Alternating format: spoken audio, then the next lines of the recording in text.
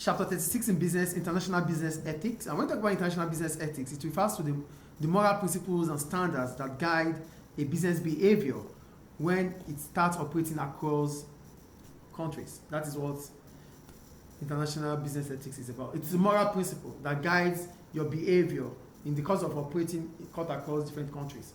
I think that is clear there. Yeah. Okay, so we'll move on. So it said focuses on what is right or wrong, not just what is legal. So it's not just about legality, it's about you focusing on, because moral is a principle to know what is right or wrong. So it simply means a business must focus on what is right or wrong, not just what is legal. Do you get the point here?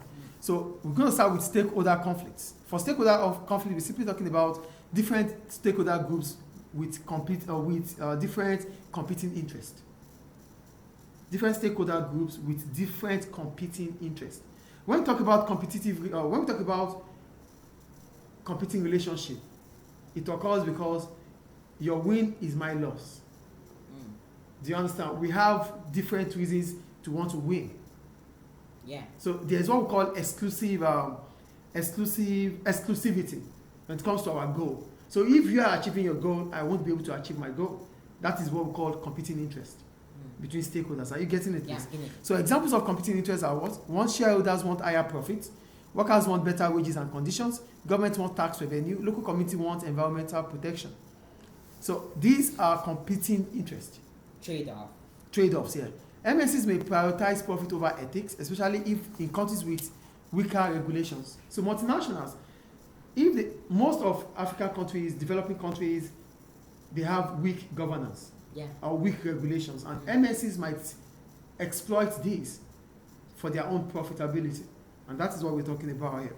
So that's about stakeholder conflicts. Then we have environmental consideration, emissions and waste disposal, ethical issues, pollution of air, land, and water, dumping waste in countries with weak laws, the impact, health problem, environmental degradation.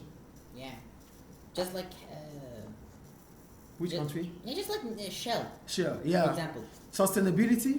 And when we talk about sustainability, we're simply talking about meeting present needs without harming the future generations. I think that's clear. Okay. Then we have business responsibility. Use resources carefully. Reduce carbon footprint or carbon emission. Invest in renewable practices. Supply chain consideration. Pay and working conditions. Low wages in developing countries. Unsafe working environments. Exploitation of labor and child labor. Ethical concerns. Workers treated unfairly. Use of child labor to reduce cost. So you can just pay the kids small amount of money and they get the job done, which is not ethical. It's unethical. Why it happens? Weak labor laws, pressure to minimize cost. That's the reason why we have exploitation of labor. Then we have marketing considerations, misleading product labeling. Examples: false claim about quality or benefits, hiding harmful ingredients. You don't come up with the real content about your products. Inappropriate marketing activities like advertising harmful products to vulnerable groups, ignoring cultural sensitivities, promoting unhealthy lifestyles. So these are ethical concerns, and they are also important when it comes to how businesses are operating globally. I think they are clear. Yeah. So look at my evaluation.